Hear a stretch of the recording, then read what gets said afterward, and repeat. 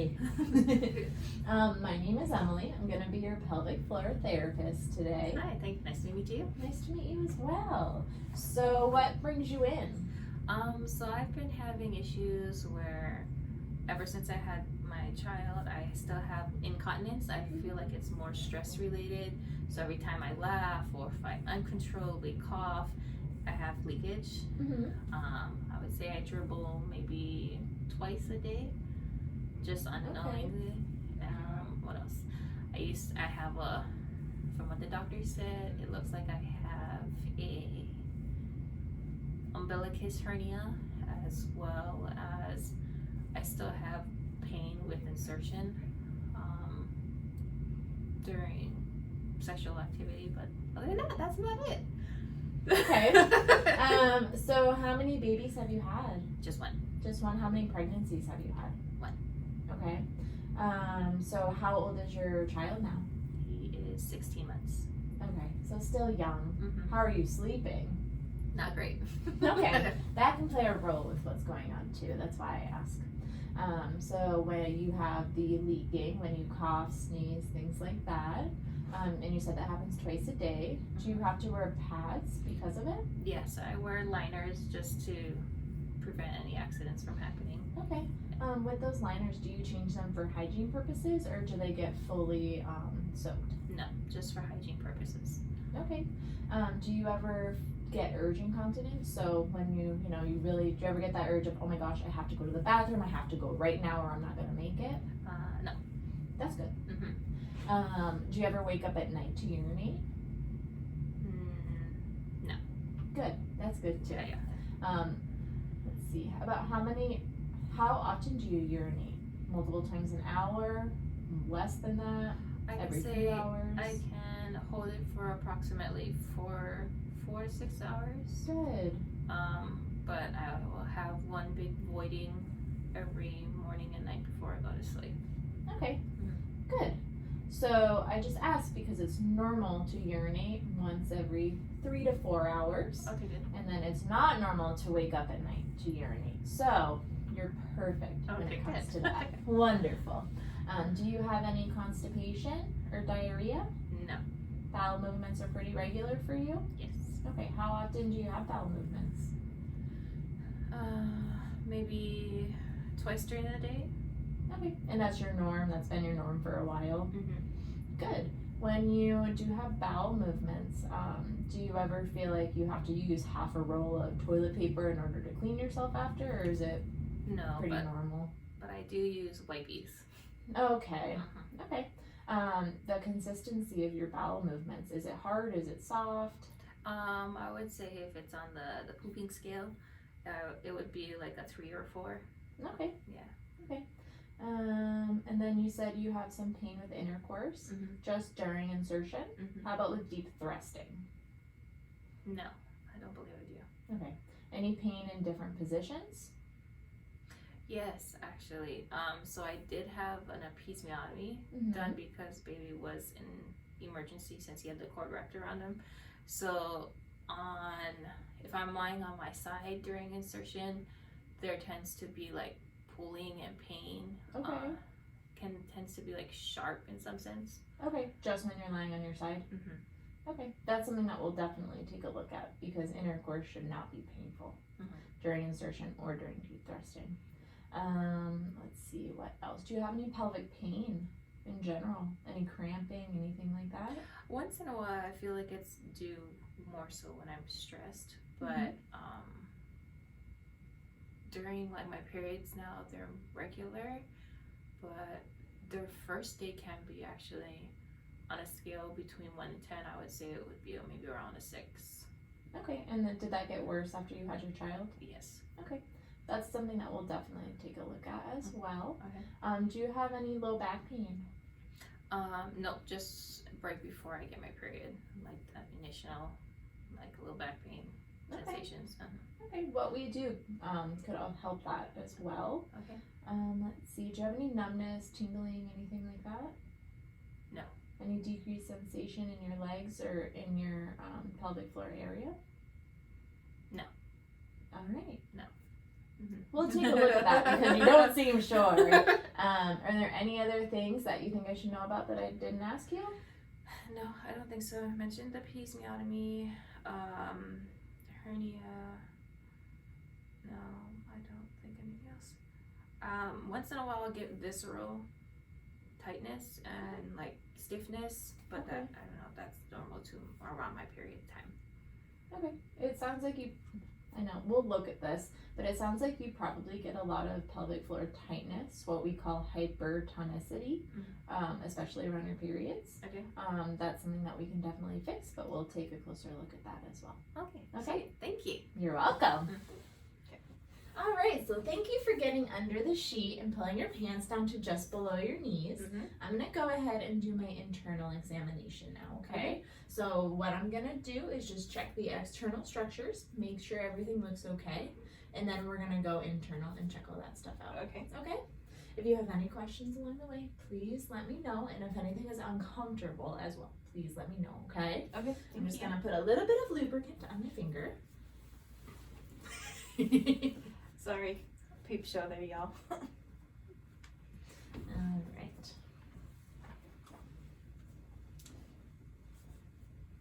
I'm just gonna have you spread your knees a little bit. Good. External structures look good. Good. I'm just gonna insert my finger now. Is that tender? No. No? Okay, good. Just brace myself. Okay. Go ahead, squeeze my finger. Good. Good muscle activation at the muscles closest to the top of the skin. I'm gonna go a little bit deeper now. Squeeze my finger again. Is that uncomfortable? No, I just can't tell if I'm squeezing strong enough. You're good. Okay, now I'm gonna check side to side differences, okay? So first I'm gonna go to the right side, move my finger over there. Go ahead, squeeze. Just palpating the muscle belly as I do so. Perfect, and relax. Do you usually have working on the right side or the left side? On the left side. Okay, so now I'm gonna rotate my finger to the left side, okay? Go ahead and squeeze. Good. That was really good muscle activation, equal side to side. Okay. Now I'm gonna go a little bit deeper to palpate the deeper muscles. Okay. Go ahead, squeeze my finger. Perfect, and relax. I'm gonna go ahead and flip my finger again. And again. Excellent.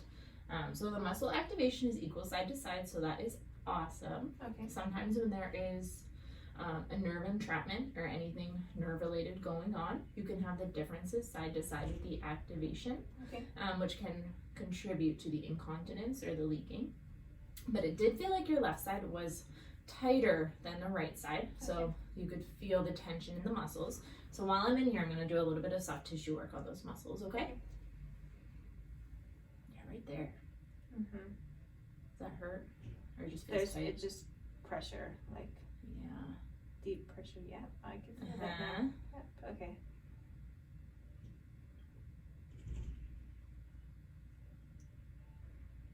And this is probably why you have the pain with the insertion. So I'm going to do a little bit of soft tissue work while I'm in here trying to get it to relax. After this, I'm going to hook you up to my biofeedback machine to really check out those pelvic floor muscles. Okay. After we do the internal work, the results may be a little bit skewed just because your pelvic floor is going a little crazy with the internal work. But next time you come in, we'll do it first, so we'll get the true reading. Okay.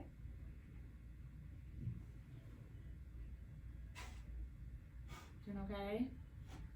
Just keep breathing. I know this isn't fun. But the good thing about doing internal work, muscles relax a lot faster than doing any soft tissue work externally. Okay. Yeah, that's good.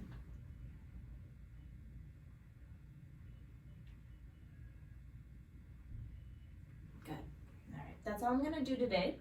Okay. Just because I know it's uncomfortable for you. You're a trooper. You're doing really well. Thanks. Okay, I'm gonna take my finger out now, okay? Alrighty. You can go ahead and pull your pants back up, okay?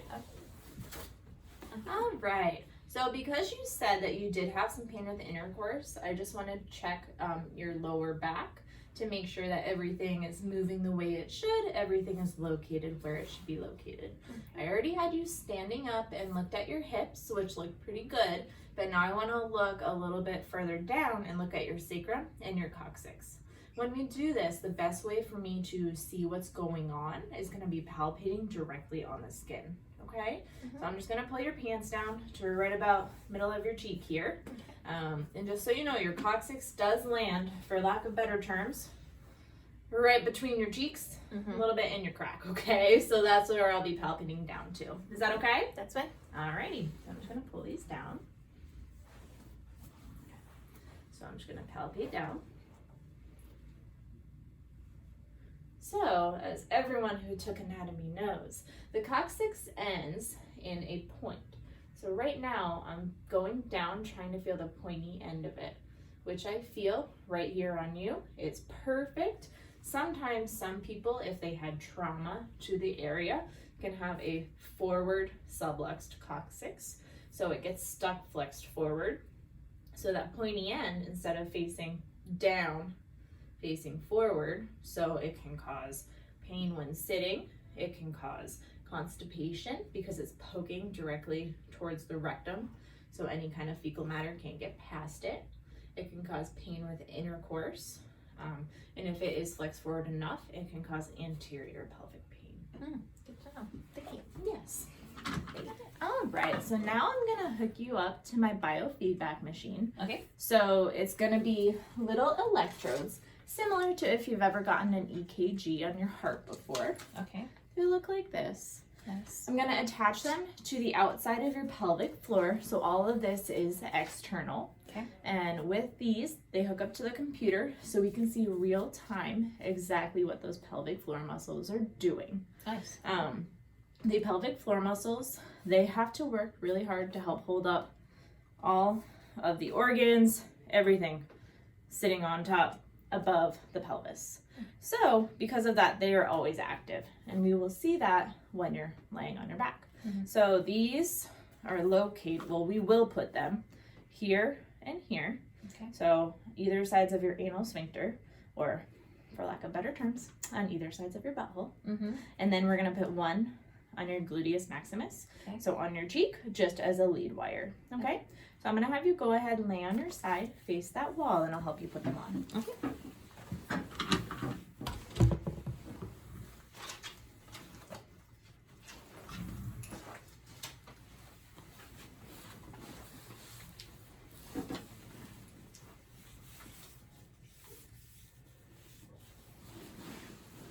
There you go. I'm gonna lift a cheek, okay? Okay. 1,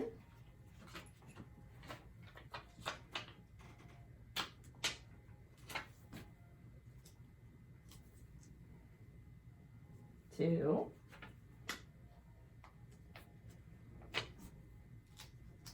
and 1 on your glute. Go ahead, pull those pants back up for me. These are very sticky, so they'll stay on underneath your clothes, and eventually, if needed, we can have you move around and they will still stay on. Nice. So I'm gonna put this last one, looks like this, on your transverse abdominis, so I can see if you're doing any compensations, okay? Okay. If we look at it the first time and you don't have any compensations there, but I think you may have compensations elsewhere, like your adductors, I can also place it on your adductors. This one we're gonna put in line with all the muscle fibers, so we're just gonna put it right across your belly, okay? You can go ahead and pull your pants all the way back up, pull your shirt back down, get nice and comfortable.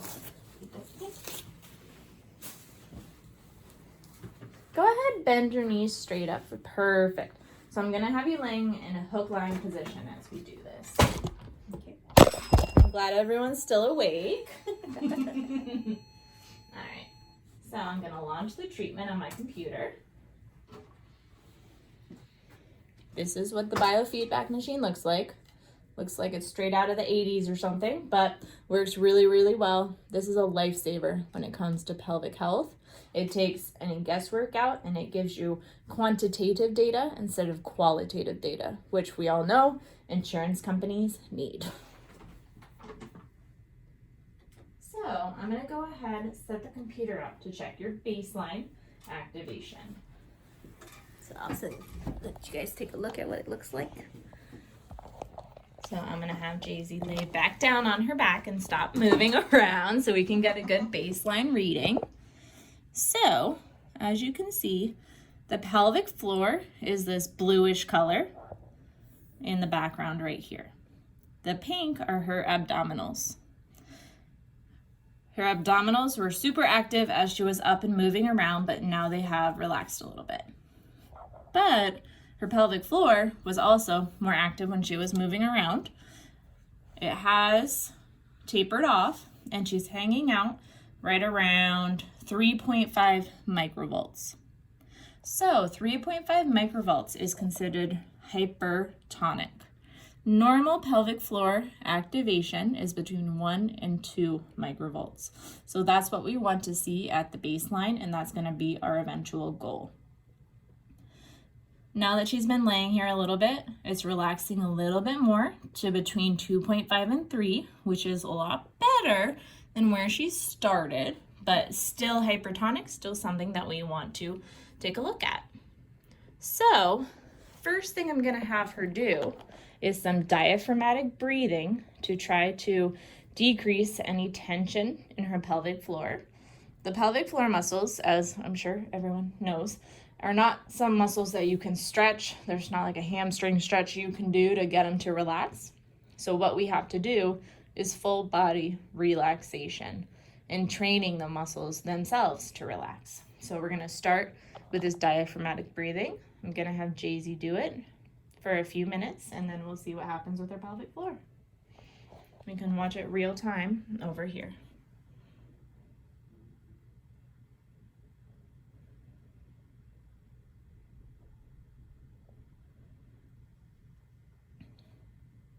And all right, so with just not even 30 seconds of diaphragmatic breathing, her pelvic floor has normalized down to 2.4 microvolts.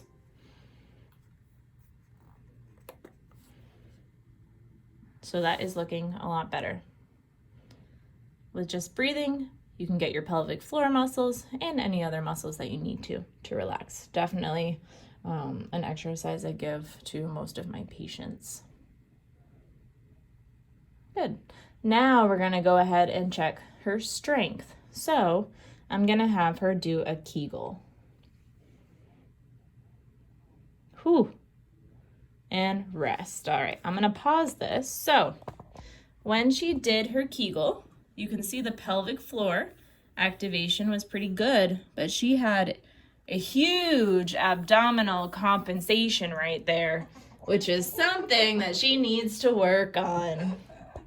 So I'm gonna unpause this. I'm gonna reset it just so we can see it more clearly. Ready? Go ahead and do a Kegel. Better. No abdominal compensation on that one, but I can tell here because it's not a nice peak, it's more rounded, telling me that now she decided to compensate with her anal sphincter. Jay-Z needs to work on her Kegel technique. So I'm gonna have her relax and stop laughing. We're just gonna wait till this normalizes again. And go ahead, do a Kegel. Still a little bit of anal sphincter right here, but overall looks a lot better. Let's have her do one more. Beautiful. So I'm gonna pause this. This one looked really, really good. Only took a few tries, but she got it there. So you can see here, this one good Kegel, if we follow it over here, she was able to achieve about 5 microvolts during the good Kegel. That's okay, but normal, or what we would like to see, is 10 microvolts for the average individual, 15 microvolts for the more active individual, runners, CrossFitters, things like that.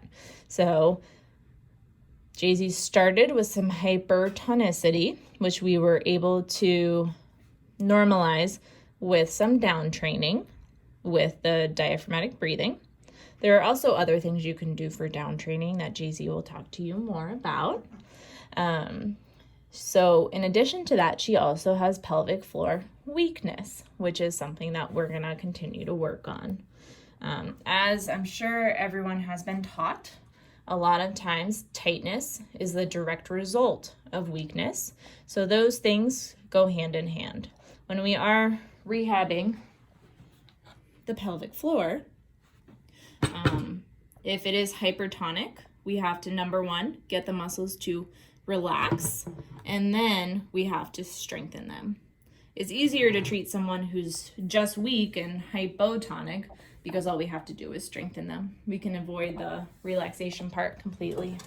All right, so now I'm gonna go back over here and we're gonna do some working sets of Kegels. So with this computer system, I can choose basically whatever I want to do. This that it's already set up for is gonna be working for 5 seconds, resting for 10 seconds. I'm gonna have her do 4 of them and then we'll pause it and look at the data. So I'm gonna reset this, continue, squeeze. So she's gonna squeeze and hold it, hold it, hold it, rest for 10 seconds. Technique-wise, that looked awesome. Much better than before. Squeeze. Oh, I spoke too soon. And rest.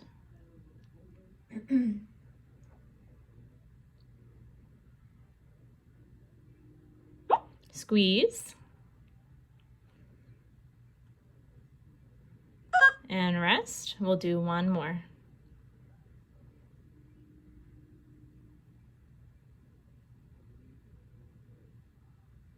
Squeeze. And rest. All right, I'm gonna go ahead and pause this. I'm gonna turn it so Jay-Z can see it too. And you can tell by her face, whew, needs some work. All right, so can you hold this for me? Mm-hmm.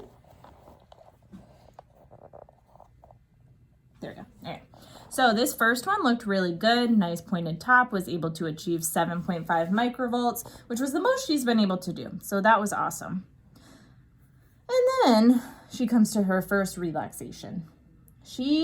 Her pelvic floor relaxes to the point of 0.8 microvolts, so it's basically not working right now. So because it gets so hypotonic during the rest, that shows us just how weak those muscles are. As soon as she tries to use them, what is this, like her 4th Kegel since we first started, and the muscles already want to give up. They're so tired. So this one was good, then she got really tired. And then she comes back to the 2nd Kegel. Not a nice peak here. Anal sphincter compensation. Hypotonic. Anal sphincter compensation. Hypotonic with a little bit of laughing. Anal sphincter compensation. Hypotonic. So she is hypotonic. Those muscles got really weak.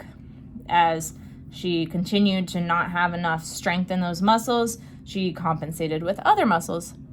Same way that people would compensate with their arms, with their shoulders, with their legs. Same kind of idea. Body is Smart is going to try to take the path of least resistance, but this is something we're definitely going to work on. So for Jay-Z, because she does get tired very quickly, I'm going to recommend that she starts doing Kegels at home, but because this is about number 4 and she can only hold on for about 4 of them, I'm going to recommend that she does 4 at a time, holding each Kegel for 5 seconds, and we're going to space it out throughout the day, so 3 to 4 times a day. I don't want her to do any more than that because then she runs that risk of overworking it, so it becomes tighter. In addition, I'm also going to have her continue to do the diaphragmatic breathing at home. Nice. I hope you guys all read that because that's all true. So, and then you guys, as you guys can see too, my contraction time, it gives in and then it drops real quick because I'm not able to hold my Kegel. So pay attention to all these things.